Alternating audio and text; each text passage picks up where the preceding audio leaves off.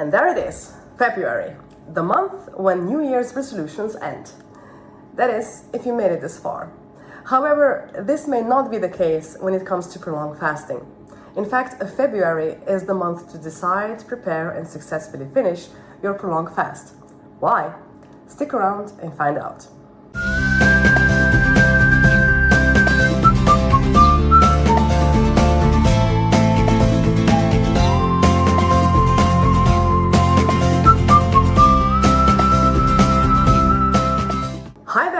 I'm Basswood. In this video, I'm going to talk about why fasting in February is a good idea and my favorite month to make it happen.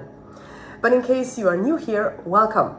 On this channel, I talk about prolonged fasting, which is anywhere from 3 to 6 weeks, a practice that I've been perfecting for the last 25 years, and help you on your fasting journey to successfully complete your own 3-week fast. That was fast. Now, I'm a big advocate of prolonged fasting. The benefits that it provides are astounding. But you might wonder when it would be a perfect time to start. Well, I've tried it in all seasons of the year and can safely say that winter is the best possible time to do it. Why? Because it's the season of rest, recuperation, and preparation for a new life. Now, Mother Nature designed it perfectly. In winter, nature rests. Fasting by design forces you to slow down. Those days I call bad days are a time to listen to Mother Nature and sleep, rest, and take it easy. Doing things with Mother Nature instead of against it usually helps. So, what is so special about February? Well, for one, there are no seasonal fruits or vegetables. I know today's supermarkets are packed with everything your heart desires, but let's be honest, the food doesn't taste the same. It had to travel a long way to reach your shelves, and if by any chance you are lucky enough to have it locally, it's probably grown massively in water instead of compost.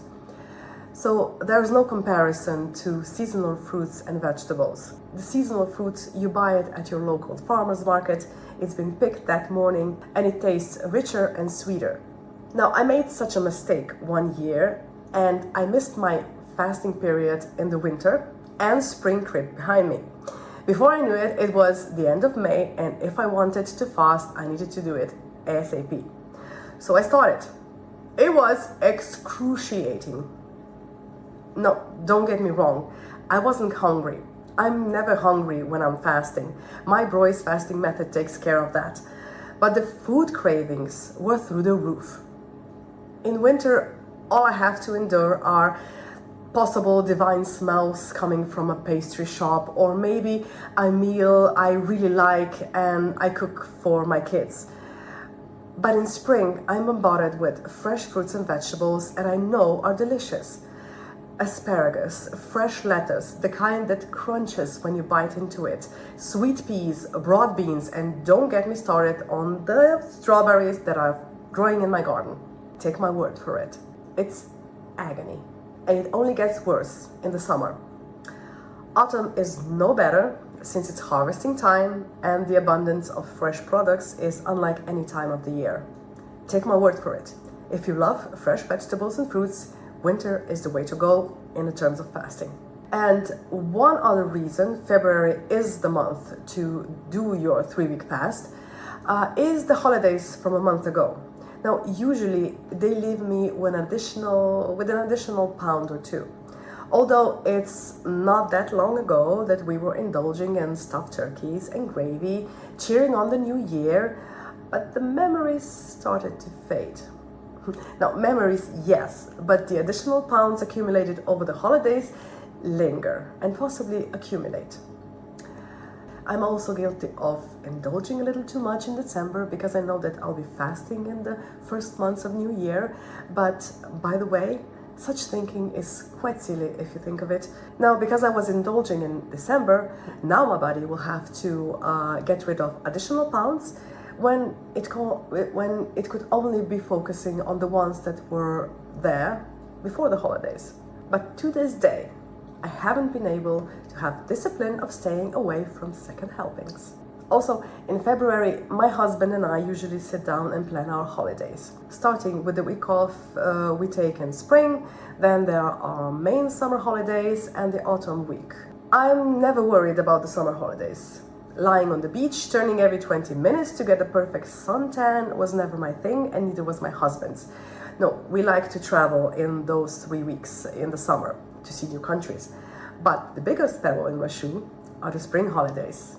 For that week in May, we go to a spa or a resort where the kids can get their first fill of swimming pools. And yes, the dreaded swimsuit I need to wear.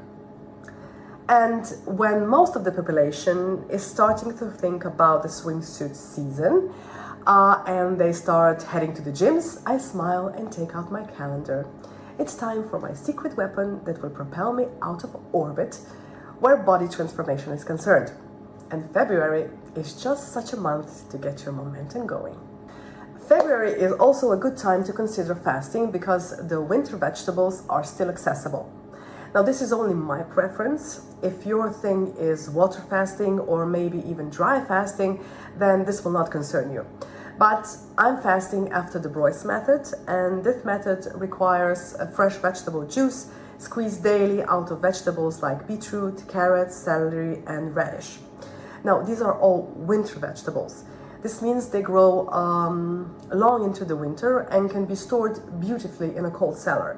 So getting fresh vegetables is essential for a good healthy juice, which will be packed with nutrients that I will need while fasting. And you can get such vegetables from your farmer's market without any difficulty in February.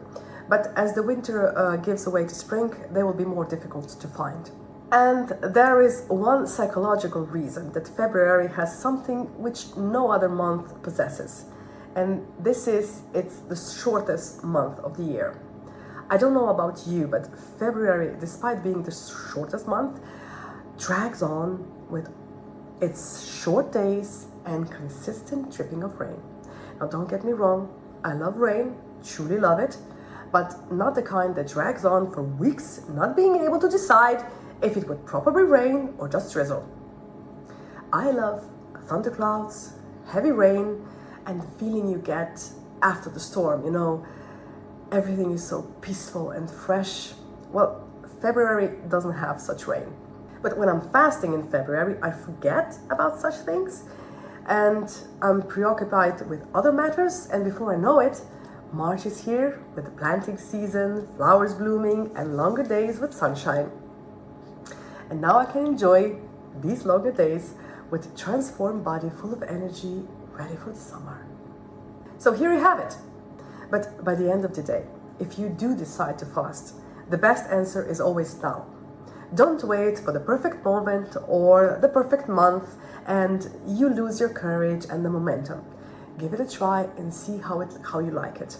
Next year, you'll know what to expect, and maybe you'll try fasting with me in February. Won't that be fun? So as always, do your own research and consult a doctor before attempting to venture on your prolonged fasting journey. If you have any questions, meet me in the comments and we'll chat. Thank you for your time, and I hope to see you again in the next video.